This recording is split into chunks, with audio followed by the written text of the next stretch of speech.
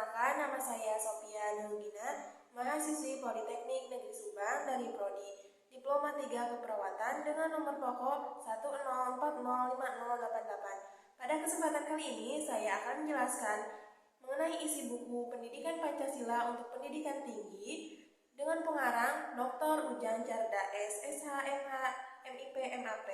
Adapun resume dari buku tersebut dengan penjelasan sebagai berikut.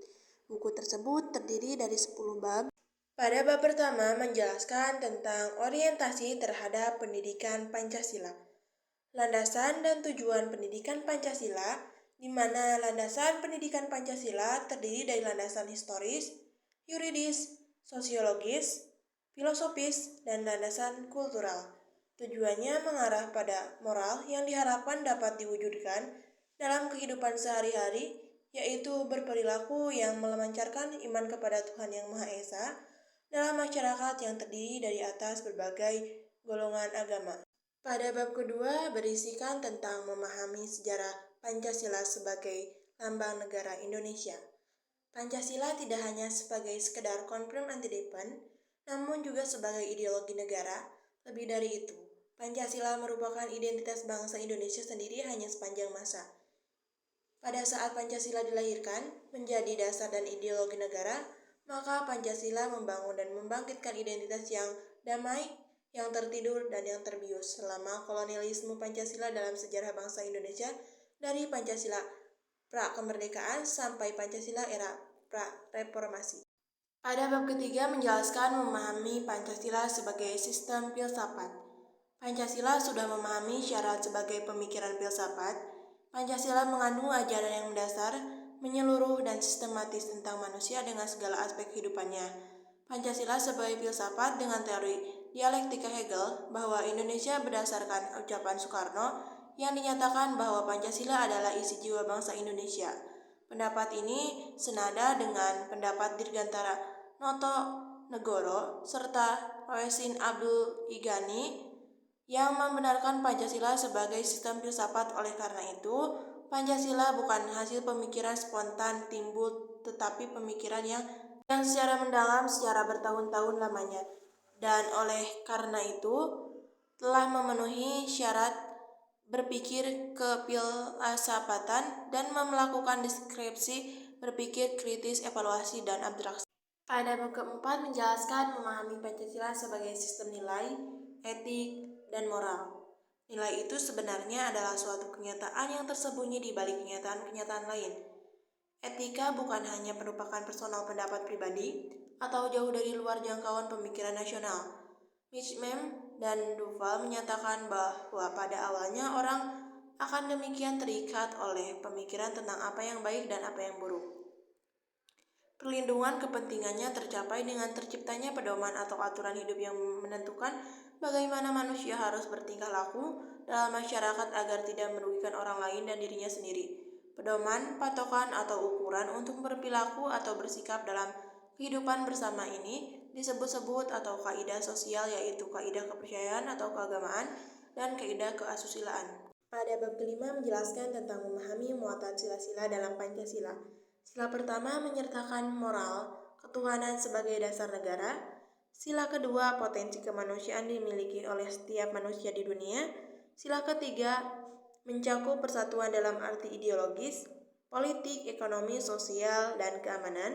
Sila keempat, kerakyatan yang dianut oleh bangsa Indonesia bukanlah kerakyatan yang mencapai suara terbanyak saja, tetapi kerakyatan yang dianut oleh bangsa Indonesia oleh hikmat kebijaksanaan dalam permusyawaratan atau perwakilan. Sila kelima, keadilan sosial. Dalam sila Pancasila menekankan pada prinsip keadilan dan kesejahteraan. Pada bab ke-6 menjelaskan tentang memahami Pancasila sebagai ideologi bangsa dan negara. Ideologi selain sebagai sumber motivasi juga merupakan sumber semangat dalam berbagai kehidupan negara. Oleh karenanya akan terjadi realitis manakala terjadi orientasi bersifat dinamis antar masyarakat bangsa. Ideologi dengan demikian akan bersifat terbuka dan antisipasi bahkan bersifat reformatif dalam arti senantiasa mampu mengadaptasi perubahan-perubahan suatu dengan inspirasi bangsanya. Ideologi mencerminkan cara berpikir bangsa maupun masyarakat negara. tapi juga membentuk masyarakat menuju cita-citanya. Pada bab ke-7 menjelaskan tentang demokrasi Pancasila. Demokrasi sebagai dasar hidup bernegara diartikan bahwa rakyat memberikan ketentuan dalam masalah-masalah pokok mengenai kehidupannya. Negara demokrasi adalah negara yang diselenggarakan berdasarkan kehidupan dan kemauan masyarakat. Pada bab ke-8 menjelaskan tentang memahami hak kewajiban asasi manusia dalam Pancasila.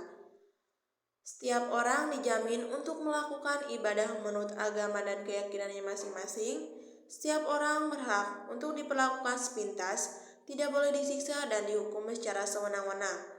Bahwa kesadaran kebangsaan tidak ada jaminan bahwa hak asasi manusia mendapat perlindungan. Perasaan berbangsa di luar persahabatan dalam dasarnya sama derajat, anti kolonialisme dan anti imperialisme. Pada bab ke-9 menjelaskan tentang memahami Pancasila dalam sistem ketatanegaraan Indonesia. Pada sila pertama, dasar ketuhanan yang Maha Esa merupakan dasar yang memimpin ke jalan yang benar, keadilan, kebaikan, kejujuran, dan persaudaraan. Dalam sila kedua, bahwa sikap dan perbuatan manusia untuk memenuhi hasrat atau tuntutan kodrat manusia. Dalam sila ketiga, mengandung pokok pikiran yakni nasionalisme. Dalam sila keempat, dinyatakan bahwa Indonesia itu didasarkan atau dihukum. Dan dalam sila kelima, mengandung pengertian dari bahwa wujud kesejahteraan, kebahagiaan, dan kemakmuran harus atas dasar untuk memenuhi kebutuhan kodrat kemanusiaan. Pada bab ke-10 menjelaskan tentang refleksi Pancasila sebagai paradigma reformasi dalam kehidupan bermasyarakat, bernegara, dan berbangsa.